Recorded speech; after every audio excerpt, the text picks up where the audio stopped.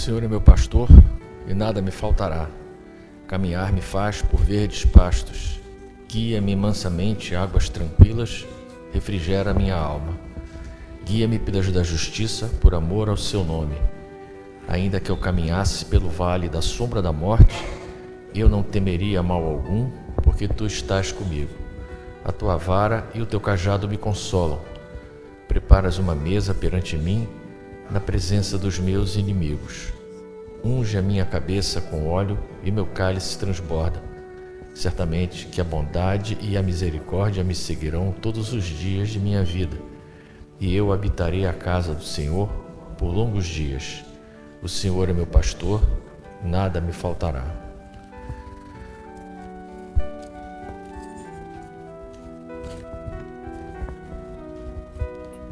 Senhor Deus de poder e bondade, seja sempre nosso amparo na aflição, nosso escudo e nosso abrigo nas tribulações, nosso asilo e refúgio em tempos de necessidade, e na solidão, nosso companheiro.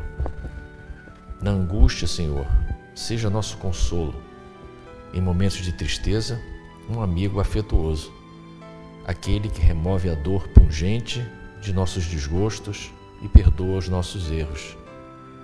Inteiramente para Ti nos voltamos, Senhor, implorando-Te com fervor de todo o coração e por pensamentos e palavras que nos protejas de tudo o que for contrário à Tua lei e nos livres de todos os pensamentos e atos impuros que possam nos impedir de recorrer sem mácula à sombra da árvore da Tua graça. Tem compaixão do fraco, restaura o enfermo e alivia-lhe a dor. Ilumina a nossa face com o brilho da Tua bondade e com benevolência, Senhor, ajuda-nos a ser úteis na Tua seara de amor. Que nossos corações transbordem de amor por todas as criaturas, que possamos promover a paz entre todos que vivemos e nos dediquemos à Tua obra, Senhor, esquecidos de nós mesmos. Ó Senhor, nos cubra sempre com o Teu perdão e a Tua graça, que debaixo da Tua energia protetora possamos sempre nos alinhar e sobre nossas cabeças desça sempre o Teu olhar de universal amparo. Assim seja. Pai nosso que estás no céu, santificado seja o vosso nome. Venha a nós o vosso reino, seja feita a vossa vontade, assim na terra como no céu. O pão nosso de cada dia nos dai hoje. Perdoai as nossas ofensas, assim como nós perdoamos a quem nos tem ofendido. Não nos deixeis cair em tentação, mas livrai-nos do mal. Ave Maria, cheia de graça, o Senhor é convosco. Bendita sois vós entre as mulheres. Bendito é o fruto do vosso ventre, Jesus. Santa Maria, Mãe de Jesus, rogai a Deus por nós, pecadores, agora e na hora de nossa morte. Amém.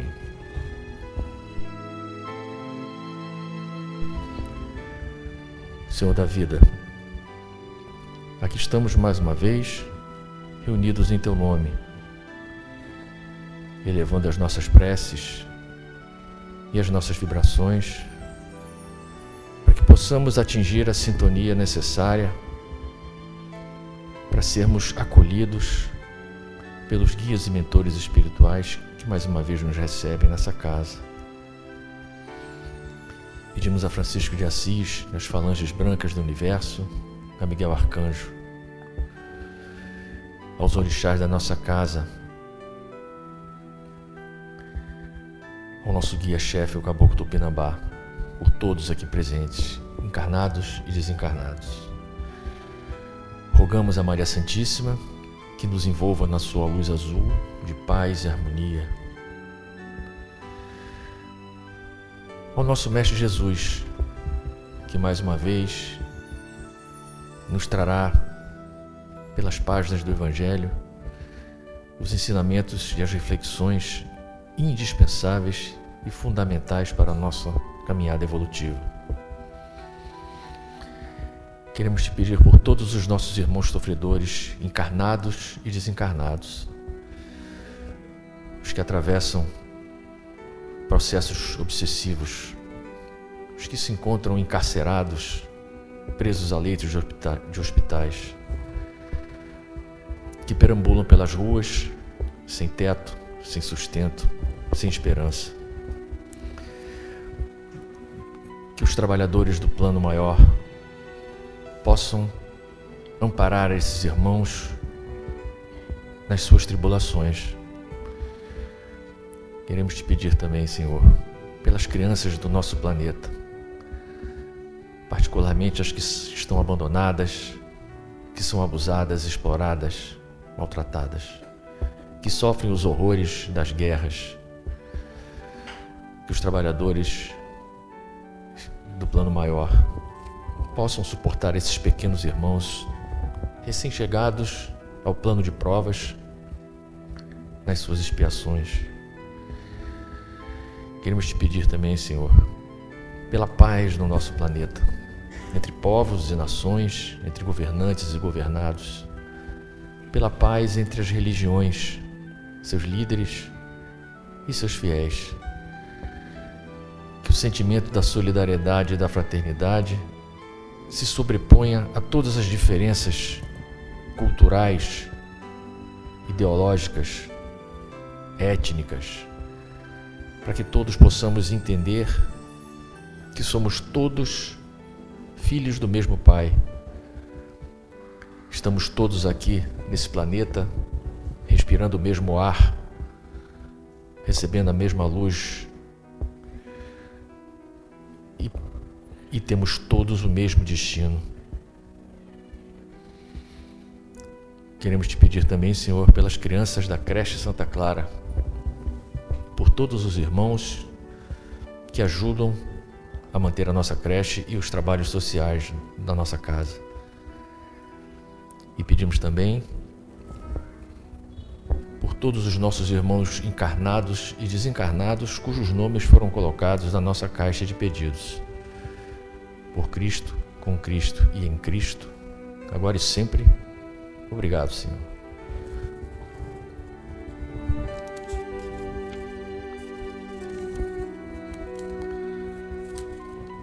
Hoje nós temos o capítulo 20 do Evangelho, os trabalhadores da última hora. O reino dos céus é semelhante a um pai de família que saiu de madrugada a fim de assalariar trabalhadores para sua vinha. Tendo convencionado com os trabalhadores que pagaria 1 denário a cada um por dia, mandou-os para a vinha. Saiu de novo à 3ª hora do dia, e vendo outros que se conservavam na praça sem fazer coisa alguma, disse-lhes: Ide também vós outros para a minha vinha, e vos pagarei o que for razoável.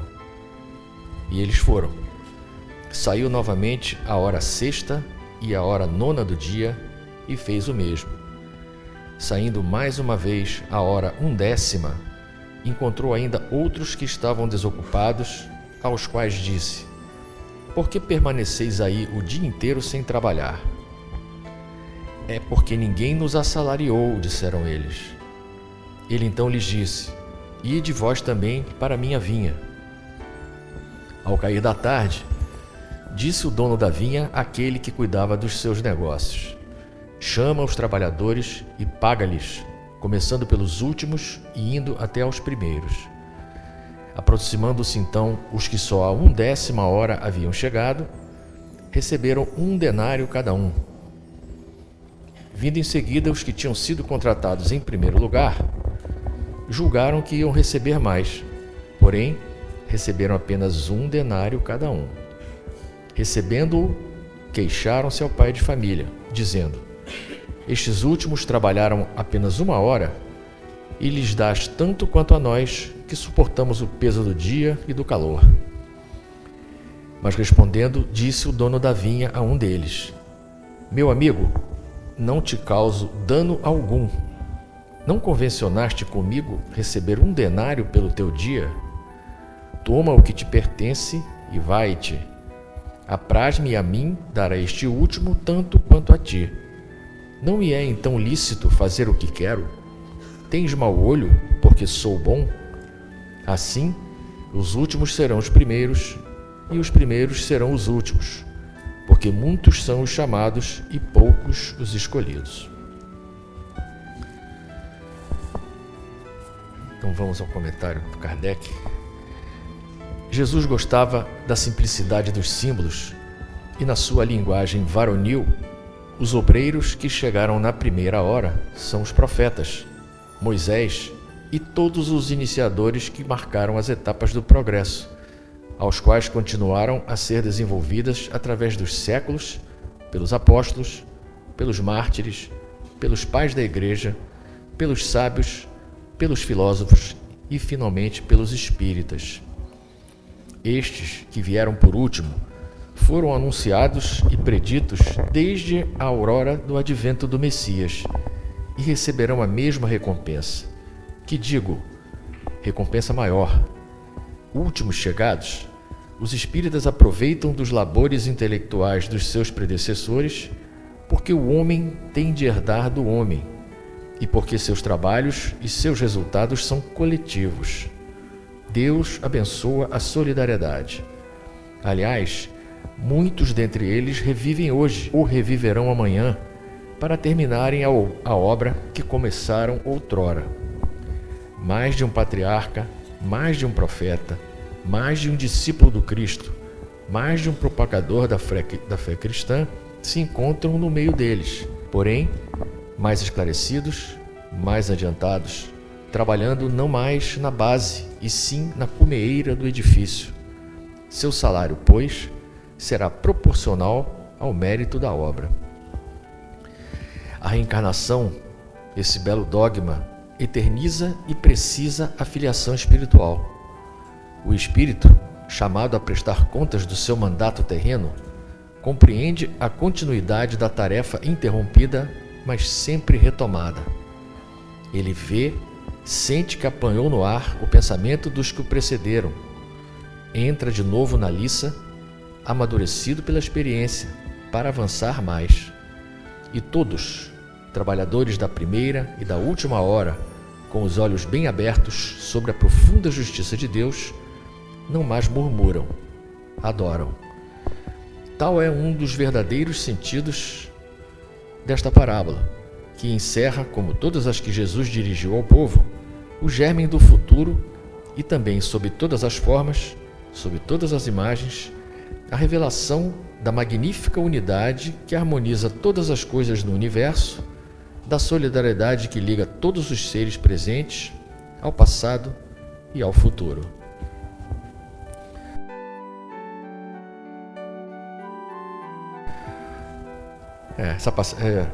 Essa parábola é mais uma das que, se levadas ao pé da letra, são absurdas, né? Principalmente se nós encararmos essa parábola do ponto de vista trabalhista, é uma injustiça, né? Como é que pode jornadas de trabalho diferentes terem a mesma remuneração? Isso é um absurdo. Só que foi preciso esse processo evolutivo que a humanidade passou ao longo desses quase mais de 2 milênios, para que a revelação da doutrina espírita trouxesse um dogma, como o próprio Evangelho coloca, que é sagrado, que é o dogma da reencarnação. A reencarnação que é a principal ferramenta do processo evolutivo do espírito, né? Através da reencarnação, a doutrina mostra que nós temos várias encarnações. Nosso processo evolutivo requer que nós reencarnemos seguidas vezes, né? Para irmos evoluindo. E a associação, né, a alusão que pode ser feita é que esse salário, né, a que a parábola se refere, ele nada mais é do que a evolução que todos nós temos, não só direito, mas a finalidade. Aqui nós estamos reencarnados, né, mais uma vez, porque estamos rumo à evolução, estamos buscando o nosso processo evolutivo. E o que leva a gente a entender que esses trabalhadores das primeiras horas, eles são muitos deles, trabalhadores também da última hora, né? Porque os espíritos vão reencarnando e vão evoluindo. E à medida que vão evoluindo, vão, vamos dizer assim, adquirindo um salário maior, como o próprio Evangelho coloca. Porque quanto mais esclarecido e evoluído nós vamos ficando, maiores resultados nós vamos colhendo, principalmente na nossa reforma íntima, na nossa evolução particular. E, como ele disse, os espíritos foram reencarnando, os profetas, ao longo do processo evolutivo, então, e tem muitos deles por aí.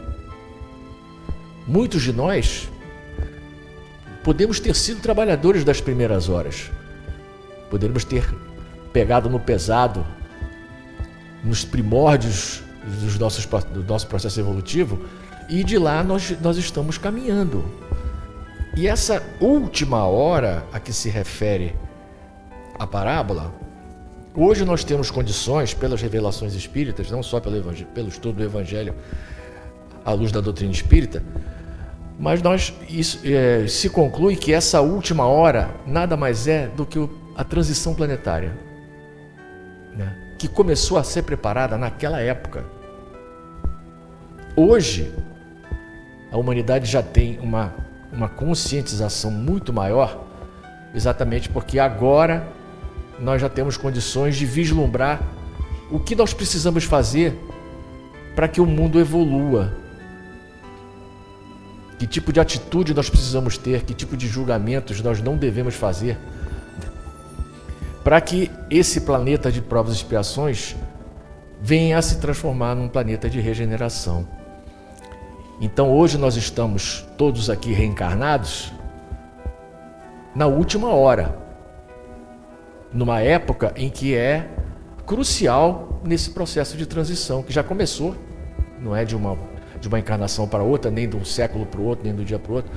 Esse processo já está em curso, né? E muitos dos espíritos que estão trabalhando nesse processo de transição planetária foram trabalhadores das primeiras horas, vieram ao longo do processo evolutivo, né? Nessa transformação desse mundo de provas e expiações, e hoje eles já estão recebendo o salário de tantas coisas que eles fizeram, de tantas coisas que eles aprenderam, nós, né? E que agora nós temos condições de colocar em prática. Certas coisas que hoje nós só nos lembramos pelos relatos históricos, que são absurdas, mas que no passado eram normais. Por mais que as pessoas acreditem que o mundo piorou, que antigamente as coisas eram melhores, isso é uma visão extremamente negativista, porque se nós formos buscar o tanto que a humanidade progrediu em todos os aspectos, não só na ciência, né, mas como na filosofia, nas artes, nas relações humanas, o mundo efetivamente melhorou. Mas, como todo processo de transição, existe aquela conturbação, exatamente porque muitos dos trabalhadores das primeiras horas, né, não se esforçaram para trabalharem na última hora. São aqueles espíritos que não aproveitaram a oportunidade que a misericórdia divina nos dá para evoluir. Nós temos o nosso livre-arbítrio, nós caminhamos de acordo com a nossa vontade. O livre-arbítrio é uma coisa que a criação nos dá, que é inalienável. Então, como acontece com qualquer processo evolutivo, aqueles que não conseguirem, não conquistarem, né, condições vibratórias evolutivas para fazer parte de um mundo regenerado, terão que ser transferidos para um mundo de acordo com o seu estágio evolutivo. Isso é um castigo? Não. Isso é uma condição natural do processo vibratório, do processo evolutivo. É como se fosse uma escola. Se aquela escola vai deixar de ser uma escola primária, vai se tornar uma escola de nível médio, só vai estudar naquela escola quem tem condições de assumir, de acessar o ensino médio. Quem não conquistou vai ter que ir para uma outra escola que ainda está no nível primário. E é assim que os intercâmbios são feitos no universo do Pai. Os espíritos vão se transferindo de planetas para continuarem para continuarem a usufruir da misericórdia divina que nos dá quantas oportunidades nós precisarmos para evoluir. Nós não seremos obrigados a nada, apenas teremos gradativamente, de acordo com a nossa aceitação, a consciência para caminhar com as nossas próprias pernas. Não poderemos dizer que fomos esquecidos, né, ou preteridos, ou castigados. Nós estamos simplesmente colhendo o que nós plantamos. Por isso é que a gente vê tanta desigualdade, né, tantas pessoas sofrendo demais e outras quase nada, pessoas com vidas tranquilas, harmônicas e abastadas, e outras pessoas sofrendo barbaridade. Por quê? Causa e efeito, né? Causa e efeito. Então, hoje nós estamos, sim, o planeta está assim, chegou no seu processo de transição, nessa última hora, e muitos espíritos que trabalharam, né, como ele diz aqui, na base do edifício, né, construindo, já reencarnando agora, já encontra todo um trabalho, né, feito, e agora só precisa, como o próprio Evangelho coloca, trabalhar na cobertura do templo. Então agora a gente vai fechar o serviço, né, e vamos, a partir de determinada época, estabelecer um novo, vamos dizer assim, um novo rótulo para esse planeta, que vai deixar de ser um planeta de provas e expiações e vai virar um mundo de regeneração, né? Não é um mundo perfeito, claro, mas certamente é um estágio acima do que hoje nós estamos vivendo. Então essa é a analogia que Jesus fez com o campo de trabalho, né? Que se a gente for pegar o pé da letra é um absurdo. Porque como é que o cara chegou, trabalhou só 1 hora e vai ganhar o mesmo salário que eu, que estou aqui quebrando pedra desde cedo? Exatamente por causa disso. Tem alguns que são mais esforçados porque já conquistaram a sua evolução, e outros ainda estão patinando. Mas todos, como a própria parábola coloca, todos receberão o salário. Todos evoluíram, nem que seja um pouco. Uns mais e outros menos, vai depender do nosso livre-arbítrio, né? Que é nosso poder inalienável de escolher a nossa velocidade de evolução. Quanto tempo eu vou demorar para acordar, para me endireitar, né? Para me esforçar para combater as minhas mazelas, as minhas imperfeições, as minhas impurezas. Todos nós as temos, senão a gente não estava aqui, num planeta desse, em processo de transição, né? Então essa luz que a doutrina espírita traz para a gente já permite que nós, né, abracemos esses trabalhadores, ou então tentemos fazer parte desses trabalhadores da última hora, porque essa hora chegou, né? E se a gente não criar condições para entrar nessa nova era, nesse novo planeta, nós teremos que mudar de escola. É simples assim.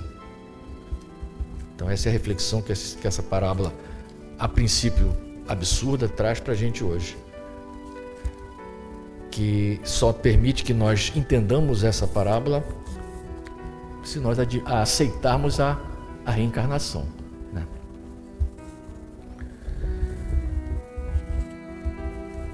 Então vamos